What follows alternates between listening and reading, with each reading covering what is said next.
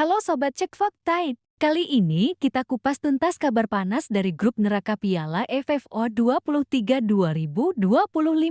Timnas Indonesia U23 harus bersiap menghadapi ancaman serius dari Malaysia U23. Kabarnya, pelatih Garuda Muda Jarod van den Berg sampai gemetar. Benarkah demikian? Seberapa berbahaya skuad Harimau Muda? Dan kenapa duel Indonesia vs Malaysia di laga terakhir grup akan jadi penentu hidup mati? Semua akan kita bongkar tuntas hanya di Cek Fakta. Jangan lupa like, share, dan subscribe sekarang juga.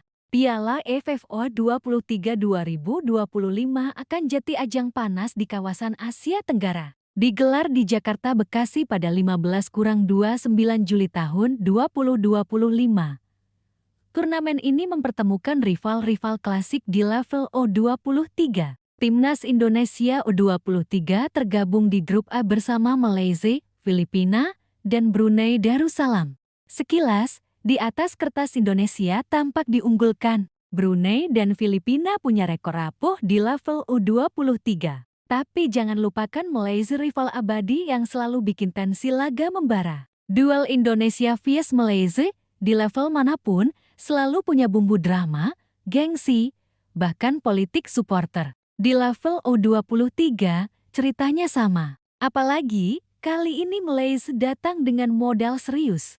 Skuad Harimau Malaysia U23 dibesut pelatih muda Nafusi Zain, yang terkenal berani bermain menyerang. Tak mau sekadar tampil di turnamen, Malaysia U23 benar-benar memanfaatkan waktu persiapan. Sejak awal Juli, mereka intens uji coba melawan klub-klub Liga Super Malaysia. Hasilnya tidak main-main, menang 1-0 lawan PDRM FC, tim papan tengah Liga Super Malaysia. Menang 4-1 lawan Melaka United, yang punya reputasi pemain muda agresif. Kalah tipis 0-1 dari Negeri Sembilan, klub yang secara level fisik lebih matang. Hasilnya, bukan skor semata yang penting, melainkan pembelajaran detail. Malaysia U23 sekarang tahu pola serangan mana yang efektif, zona mana yang rapuh, siapa pemain inti, siapa cadangan super. Semua itu jadi modal menjelang duel hidup mati di grup A. Di kubu lain, Timnas Indonesia U23 di bawah pelatih Jarod van den Berg memilih strategi berbeda. Sejak pemusatan latihan PC dimulai pada 23 Juni tahun 2025 di Jakarta, Garuda Muda belum pernah uji coba lawan tim luar. Van den Berg hanya menggelar simulasi internal, 11 lawan 11 antar pemain sendiri. Bagi Van den Berg, ini langkah untuk menghindari risiko cedera. Dengan jadwal turnamen padat, satu cedera saja bisa merusak taktik. Namun, strategi ini menimbulkan tanda tanya. Apakah Garuda Muda siap tempur tanpa simulasi tekanan lawan sungguhan? Disinilah Malaysia melihat celah. Judul Jarod van den Berg gemetar tentu provokatif. Faktanya, Van den Berg bukan pelatih yang mudah panik. Tapi, keputusan meniadakan laga uji coba lawan tim eksternal sedikit banyak menimbulkan tekanan. Di media Malaysia, headline semacam ini sering dijadikan mind game. Tekanan psikologis agar Indonesia terpancing tegang sebelum duel. Bagi Malaysia, psikologi sangat penting. Mereka tahu, di atas kertas Indonesia unggul secara kualitas individu. Tapi Malaysia ingin membalikan situasi lewat mental. Bikin Garuda Muda frustrasi, memancing emosi, dan memanfaatkan celah di lapangan. Laga Indonesia vs Malaysia selalu punya cerita. Dari SEA Games, Piala AFF Senior, hingga kualifikasi Asia. Di level U23, duel kedua negara juga panas. Siapa yang lupa final SEA Games 2011 di Jakarta? Indonesia kalah adu penalti di depan puluhan ribu pendukung sendiri. Terbaru di SEA Games 2023, Indonesia menang dramatis atas Malaysia. Tapi Harimau Muda selalu punya cara bangkit. Sejarah membuktikan, satu generasi emas Malaysia bisa membalikkan dominasi Indonesia kapan saja. Laga Indonesia vs Malaysia akan berlangsung pada Senin, 21 Juli tahun 2025, pukul 20 WIB di Stadion Utama Gelora Bung Karno. Ini McD pamungkas grup B. Artinya, bisa saja laga ini jadi penentu siapa yang lolos ke semifinal.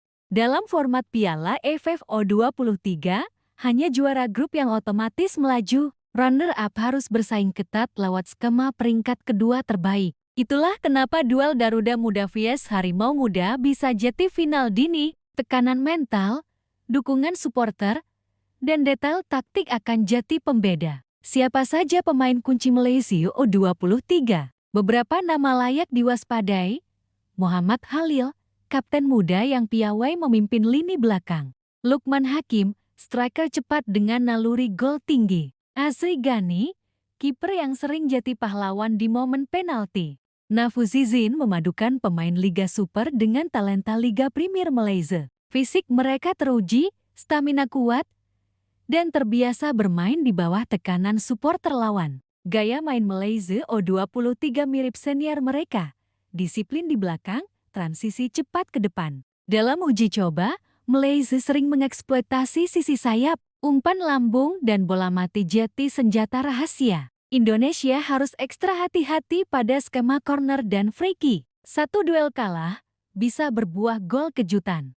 Van den Burg dikenal sebagai pelatih yang membangun pondasi kolektif. 11 vs 11 di internal memang bagus untuk jaga chemistry. Tapi banyak pengamat menilai, tanpa uji coba lawan eksternal, Indonesia rentan gagap ketika dihadapkan dengan intensitas lawan yang benar-benar beringas. Harapannya, pengalaman pemain senior dan sentuhan teknis Van den Burg bisa menutup celah. Namun Garuda Muda harus siap dengan permainan fisik Malaysia yang sering memancing kartu kuning. Malaysia pintar memainkan psikologi. Mereka sadar Indonesia diunggulkan. Stadion penuh, media lokal heboh. Semua jadi tekanan bagi Garuda Muda. Tekanan ini bisa jadi senjata makan tuan jika tidak diantisipasi. Van den Burg perlu meredam hype, menjaga fokus pemain, dan menyiapkan skenario terburuk. Tertinggal lebih dulu, peluang penalti, bahkan adu mental di injury time. Jika ingin lolos sebagai juara grup, Indonesia tidak boleh sekadar main cantik, harus efisien, disiplin, dan menuntaskan peluang di depan gawang. Satu gol bisa jadi penentu nasib. Malaysia datang bukan sebagai pelengkap, mereka datang sebagai penantang serius. Gerald Van den Burg, entah gemetar atau tidak, pasti sadar.